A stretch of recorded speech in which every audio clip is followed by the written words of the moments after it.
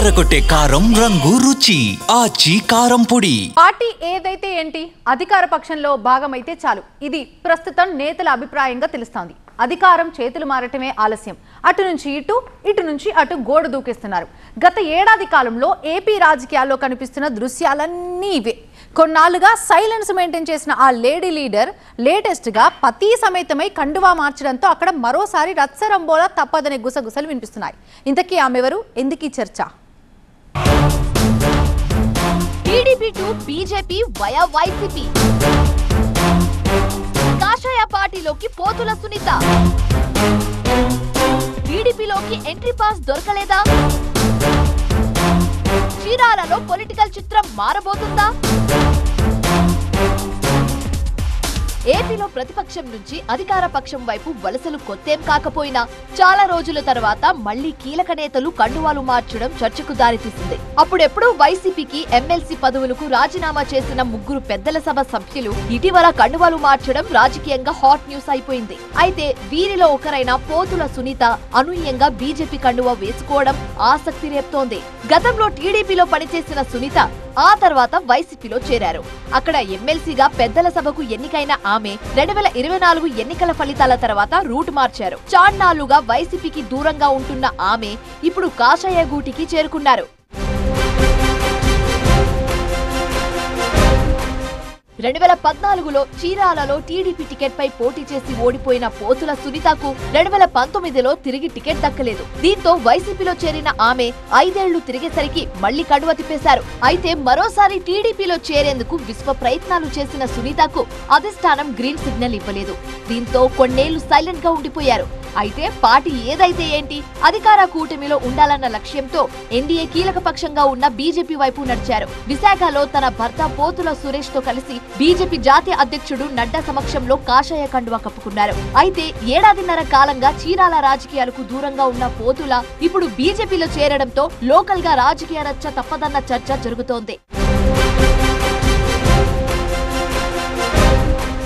అసలే చీరాల రాజకీయాల్లో చిక్కుముడులు ఎక్కువ. ఇక్కడ పార్టీల కంటే తమ ఆధిపత్యానికి నాయకులు ప్రాధాన్యతనిస్తారు. ఎత్తులపై పై ఎత్తులు వేస్తారు. ప్రత్యర్థులను చిత్తు చేసేందుకు ఎంతకైనా వెనకాడరు. అధికార ప్రతిపక్ష నేతలు ఎవరికి వారు తగ్గేదలే అంటారు. అలాంటి చోట మొన్నటి వరకు వైసీపీ నుంచి రాజకీయం చేసిన పోతుల సునీత ఇటీవల ఆ పార్టీకి ఎమ్మెల్సీ పదవికి రాజీనామా చేసి తిరిగి టీడీపీలోకి చేరుతారన్న ప్రచారం జరిగింది.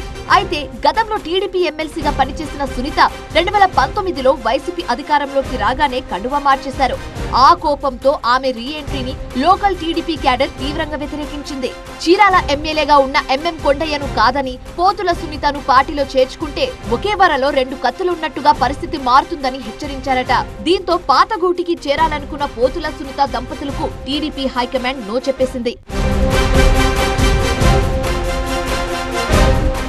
చీరాలలో పరస్పర విరుద్ధ పార్టీల మధ్య పంచాయతీల కన్నా సొంత పార్టీలో అంతర్గత కుమ్ములాటలు వెరీ స్పెషల్ గా చెప్పుకోవచ్చు. నాడు 2014లో ఆమంచి కృష్ణమోహన్ టీడీపీలో చేరడాన్ని తీవ్రంగా వ్యతిరేకించారు పోతుల సునీత. 2014లో తన ఓటమికి ఆయనే కారణమని భావించిన సునీత ఆ తర్వాత కూడా విభేదాలు కొనసాగించారు. నిత్యం ఏదో ఒక చోట ఆధిపత్య పోరు రగులుతూనే ఉండేది. స్వయంగా చంద్రబాబు నాయుడు రంగంలోకి దిగి ఆధిపత్య పోరుకు తాత్కాలికంగా బ్రేకులు వేసిన టీడీపీలోని అసంతృప్త నేతలు కలిసి రాకపోవడంతో 2019 ఎన్నికలకు ముందు వైసీపీలో చేరిపోయారు ఆమంచి కృష్ణమోహన్. ఆ తర్వాత పోతుల సునీత సైతం వైసీపీలో చేరి మరోసారి ఎమ్మెల్సీగా అవకాశం దక్కించుకున్నారు. అయితే అధికారం చేతులు మారడంతో ఏడాది క్రితం ఎమ్మెల్సీ పదవికి వైసీపీకి రాజీనామా చేశారు సునీత.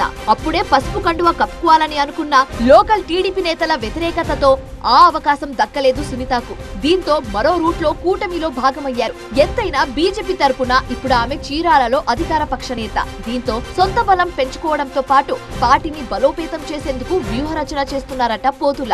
ఈ దెబ్బకు చీరాలలో మరోసారి పొలిటికల్ చిటపటలు మొదలవ్వడం ఖాయమనే చర్చ జరుగుతోంది.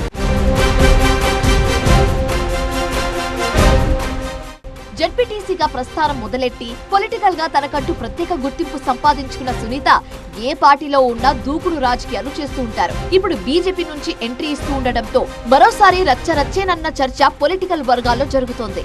అటు వైసీపీకి కాదు, టీడీపీ నేతలకు కూడా చుక్కలు చూపించడం ఖాయమనే ముచ్చట వినిపిస్తోంది. మరి సునీత అదే దారిలో వెళ్తారా లేక పరిస్థితులకు తగ్గట్టు రాజీ పడతారా అన్నదే పొలిటికల్ సస్పెన్స్ గా మారింది.